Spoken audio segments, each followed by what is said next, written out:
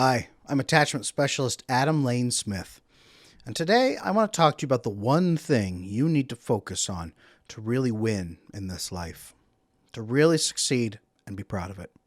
And to do that, I'm going to have to talk about some of my experience in the past.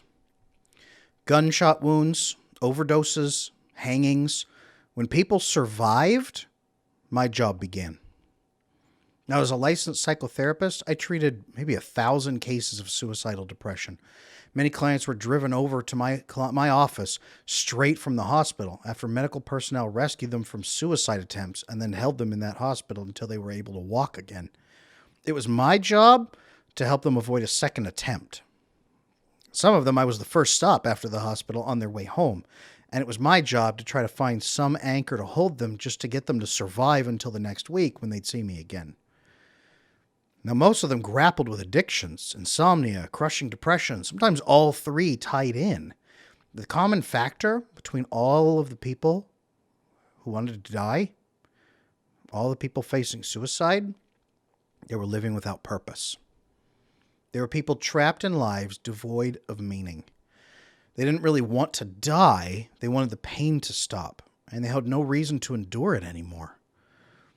I worked with people fresh out of the hospital with self-inflicted gunshot wounds that were still healing.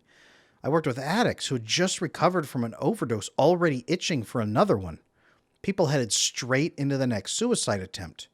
They needed meaning in their life, and they needed it fast, delivered in 1 hour or less, because many of them wouldn't return for a second therapy session.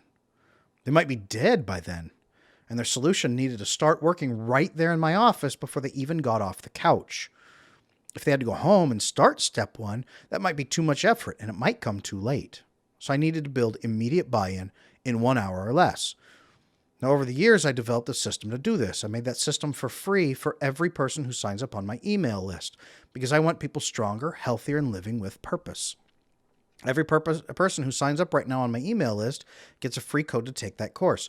If you haven't signed up and used that code, you can sign up right on my website, adamlanesmith.com, and get that code. And you can take that course for free today.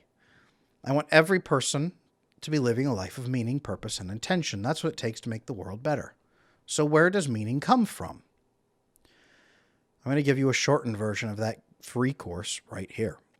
And you can dive in and take it for free. It's about an hour long over there. But today, I'm going to give you the brief bullet notes, the bullet point notes. Meaning comes from things that last. Now, when you die, when you rot, when your bones crumble to dust, when all your wealth and possessions are divvied up into clutching hands, when all your life is gone, what's going to remain? The answer is simple. It's relationships. People remain. People endure. The people you've impacted in your life through first, second, and third degree ripples. These people, that their lives you've changed, are called a legacy. A living legacy of human beings that spreads like a wildfire through a network of impacts. Better decisions, deeper connections. Their lives get better, which makes other people's lives better, which makes other people's lives better. And it keeps going and going and going.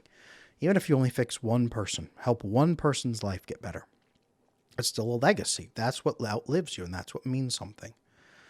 I've worked with millionaire entrepreneurs, people with trust funds, people that have more money than you and I could possibly imagine. And when they get in their late 50s, 60s, 70s, they start saying, what is the point? What is the point? And I had to work with them to find a point. It was people. You can have all the money in the world, and you still will start asking yourself, what is the point? It's people. Now, what does living a life focused on your legacy look like? Well, for me, I wake up every single day thinking about how much I love my kids and wondering what I can do to enhance their mental, their spiritual, and their financial inheritance. Then I go out and do those things. And then I go to sleep each night with no regrets because I've built for my human legacy. I do the same for people who write to me on emails. I do the same for people I work with and coach. When I was a licensed psychotherapist, I did the same for my clients.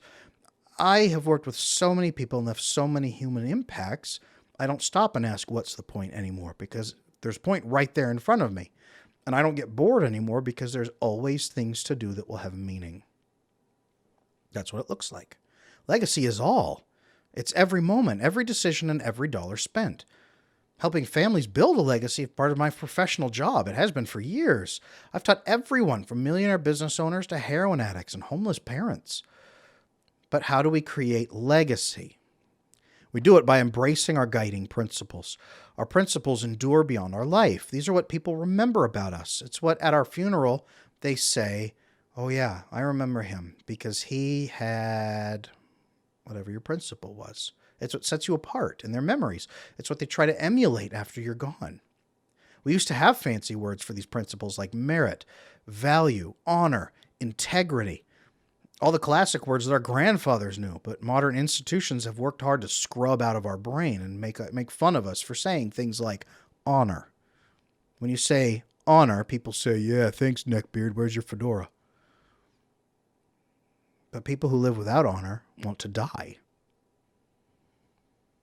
We're going to have to bring those words back. The muscle and the bone and the meat remember those words. You remember them. We use these words during funeral services when we talk about the deceased and what they meant to us. When we talk about what we remember from their lives. When we figure out how to carry on the mission that they started. We remember these principles because they form our legacy after we die. That legacy transforms those around us. It makes children into heroes, it makes organizations into forces for good, and it makes the world a better place as we fill it with people living to principles instead of fear, selfishness, and greed.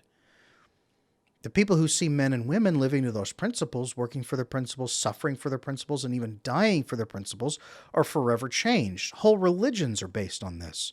They value what they see, a life built on purpose, and they seek to embrace those same principles. In this way, even strangers might become your living legacy.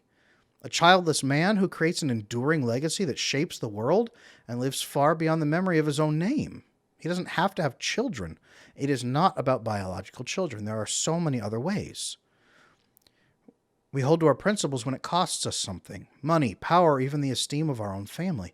But the opposite's also true. Failing to uphold your principles establishes a different legacy, a fractured one, based on misery and despair. We do this when we say things like, yeah, that person's sick and nasty to other people, but they've always been nice to me, so I refuse to draw a line. This is just a fancy way of saying I'm okay with evil as long as I benefit.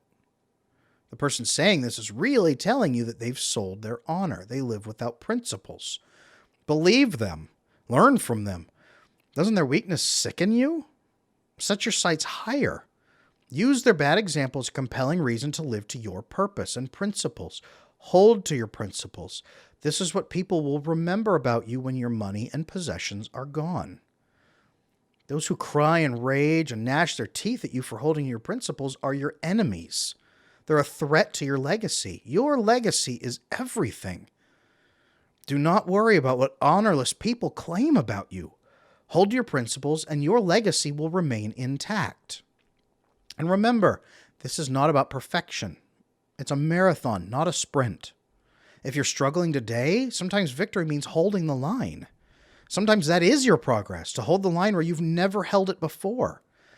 You don't need to earn 6 or even 7 figures in sales to be a stronger person. You just need to hold a new line. So hold your line. Hold to your principles. Do that, and you'll sleep better than any king.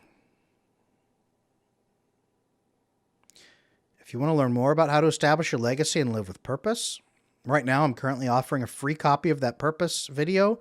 It's about a 1-hour course to everyone who signs up on my email list. That email list is on adamlanesmith.com. You sign up, there should be a pop-up that says, hey, do you want to sign up for my email list? There should be one at the bottom of the screen. If you can't find it, go on gumroad.com and look for Living with Purpose. That's my course too. Same course.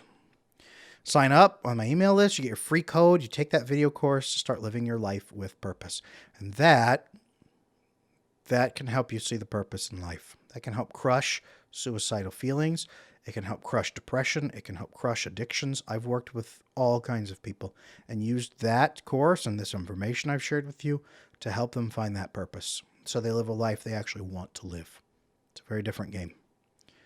Thank you for watching. I'm Adam Lane Smith. If this has been helpful, please like, comment, and subscribe. Until next time.